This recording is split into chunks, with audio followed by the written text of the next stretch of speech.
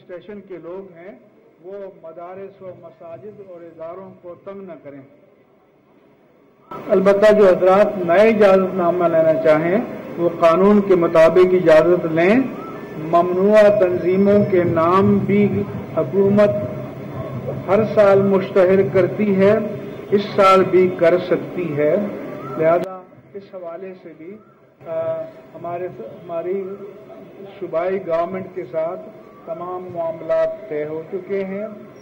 Media से हमारी appeal है कि इन बातों को हाईलाइट करें और ये वो SOP है, ये एहतियाती तदाबीर हैं कि जो वफाकी हुकूमत को वफाक की सतह पर पूरे मुल्क के लिए नाफिज करनी चाहिए।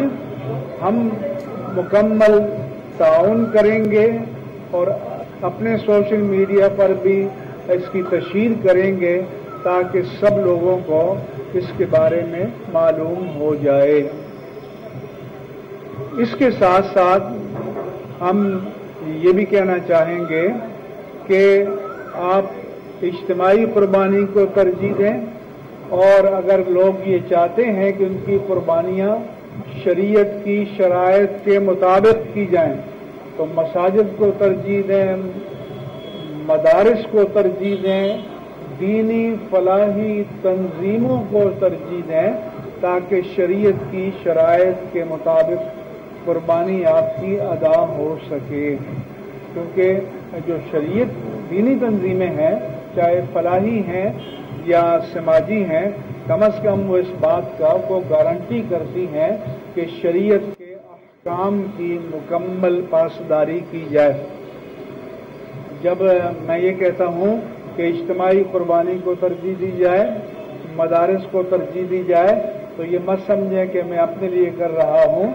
हमारे यहाँ गुज़श्ता सालों में इज्तिमाई कुर्बानी होती थी 350 गाय तक, लेकिन इस साल चूँकि हमारे तलबा अभी मौजूद नहीं हैं और तकरीबन 125 तलबा खिदमात पर मसरूफ होते थे, इसलिए हम अपने यहाँ नहीं कर रहे।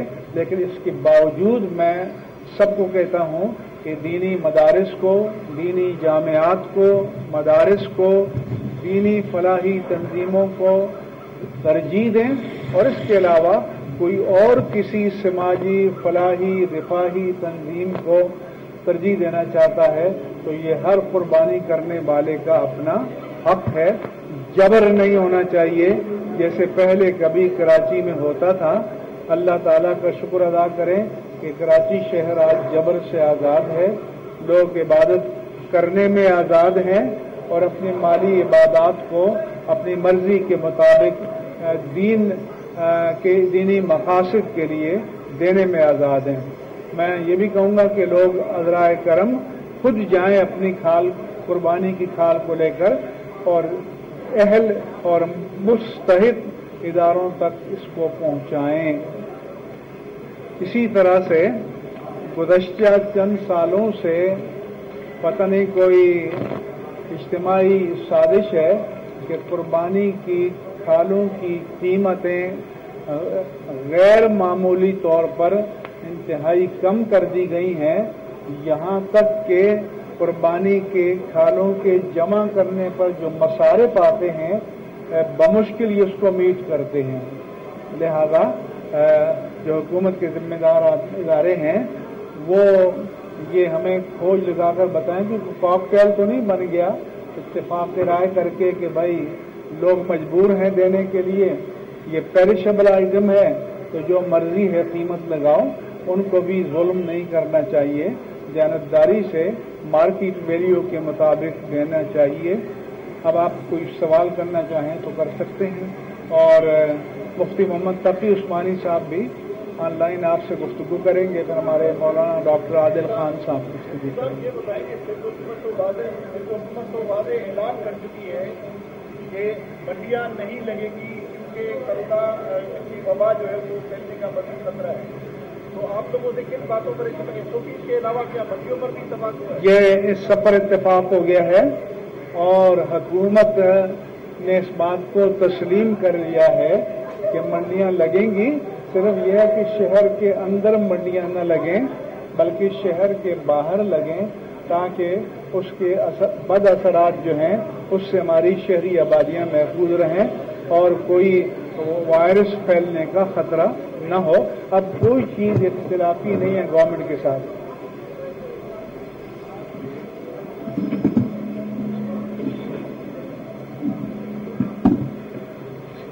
بسم اللہ الرحمن الرحیم. ہمارے مفتی منیب الرحمان صاحب نے جو گفتگو فرمائی ہے وہ سب وہ باتیں ہیں جس پر ہمارا اتفاق ہے، اور یہ اس وقت جو پریس کانفرنس ہو رہی ہے یہ سندھ کے تناظر میں نہیں ہے، بلکہ یہ پورے پاکستان کو سامنے رکھ کر گفتگو کی جا رہی ہے. کچھ دن پہلے وفاقی وزیر مذہبی امور اور وفاقی وزیر داخلہ نے ویڈیو لنک پر رابطہ کرنا چاہا، لیکن چونکہ رابطے کا طریقہ کار بہت پور تھا اور کنیکشن بار بار ڈسکنیکٹ ہو رہا تھا، لہذا وہ بات مکمل اس طرح ہو نہیں پائی جس طریقے سے ہونی چاہیے تھی. یہاں یہ جملہ میں کہنا چاہوں گا کہ جو لوگ آن لائن کی باتیں کرتے ہیں ان کے علم میں یہ آنا چاہیے کہ اگر وفاقی وزیر ویڈیو لنک پر ایک اجلاس کرنے کی صلاحیت نہیں رکھتی تو پورے ملک سے یہ تقاضا کرنا کہ وہ ہر چیز آن لائن کرے یہ ممکن نہیں ہے. بہرحال سندھ سیکریٹریٹ کے اندر ہماری یہ میٹنگ تھی. اس کے بعد پھر صوبائی وزراء جن میں ناصر حسین شاہ صاحب ہیں اور سعید غنی صاحب ہیں انہوں نے ہم سے رابطہ کیا.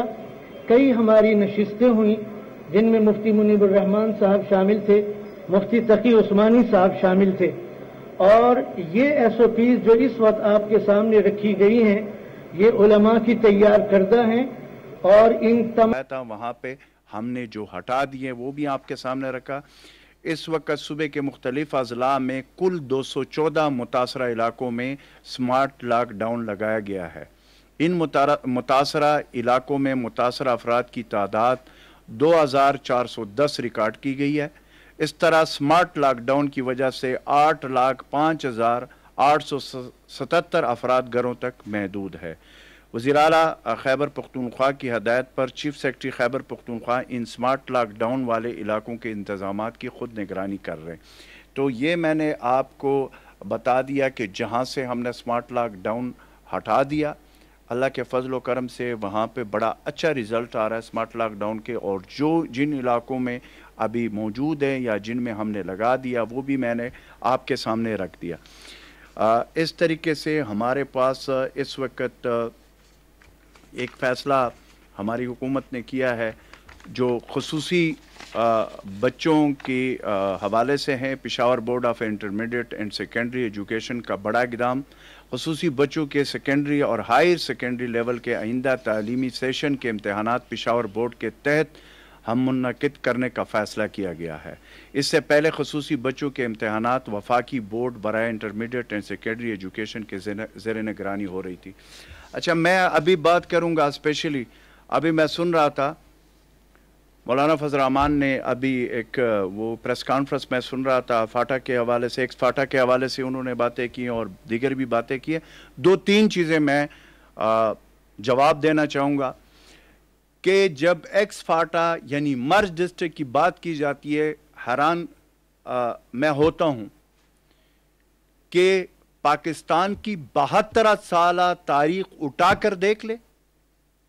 جب پچھلی حکومت میں مرج ہوا، مرج جس بنیاد پہ ہوا اس میں تقریباً پاکستان کی تمام پولیٹیکل لیڈرشپ کے کنسنسس سے ہوا، اور اس وقت ہماری حکومت نہیں تھی فیڈرل میں، نواز لیگ کی حکومت تھی، سرتاج عزیز کی کمیٹی تھی جس میں یہ فیصلہ ہوا ہے مرج کا، اور یہ 5 سالوں میں یہ مرج ہونے جا رہا تھا. جب ہماری حکومت آئی تو 5 سال میں یہ سٹیپ بائی سٹیپ ہونا تھا مرج.